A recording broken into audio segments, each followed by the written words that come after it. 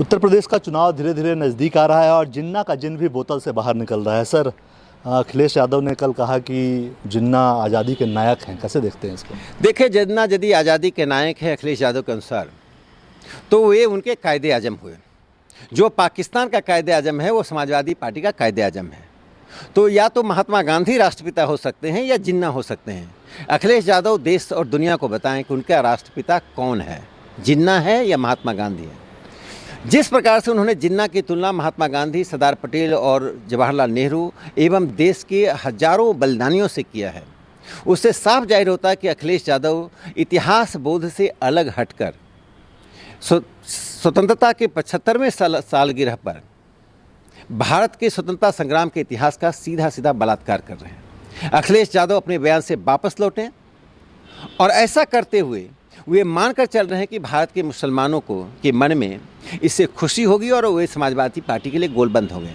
यह कहकर उन्होंने इस मान्यता के आधार पर बयान देकर उन्होंने भारत के मुसलमानों की प्रतिबद्धता, देशभक्ति पर सवाल खड़ा किया है। यह भारत के मुसलमानों का भी अपमान है जिन्होंने जिन्ना को छोड़कर भारत को स्वीकार किया था। सर, उन्होंने वो यहीं नहीं रुके हैं, उन्होंने जवाहरलाल नेहरू, सरदार पटेल समेत सभी का नाम लिया और कहा कि सभी एक ही कॉलेज में पढ़े थे और साथ मिलकर देश को आज़ादी दिलाया। कहीं ना कहीं कंपैरिजन भी कर दिया लोगों ने।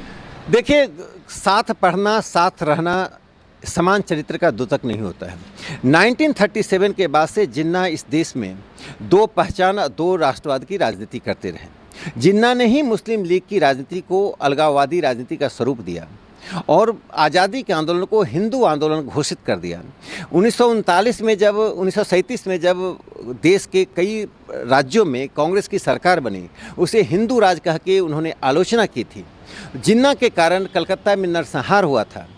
जिन्ना के कारण जो विभाजन हुआ, विभाजन में लाखों लोग निर्वासित हुए, अखंड भारत खंडित हुआ।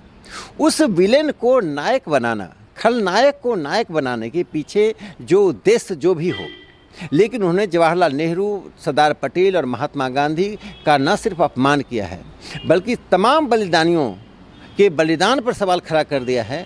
और मैं मानता हूं कि ऐसा कह के 75वें सालगिरह पर स्वतंत्रता आंदोलन के इतिहास के साथ अखिलेश यादव ने बलात्कार किया। शुक्रिया। ये थे बीजेपी के सांसद राकेश सिन्हा। इनका साफ कहना है कि अखिलेश यादव ने देश के बलिदानियों का अपमान किया है और साथ ही देश के मुसलमानों का भी अपमान किया है। कैमरामैन अविनाश के साथ कुमार गौरव, न्यूज़ 24 दिल्ली। नमस्कार, मैं हूं मानक गुप्ता। अगर आपको हमारा ये वीडियो पसंद आया हो तो इसे लाइक और शेयर जरूर करें और हाँ, हमें सब्सक्राइब और फॉलो करना ना भूलें ताकि आप देश और दुनिया की कोई खबर मिस ना करें। तो जुड़े रहिए हमारे साथ और देखते रहिए न्यूज़ 24।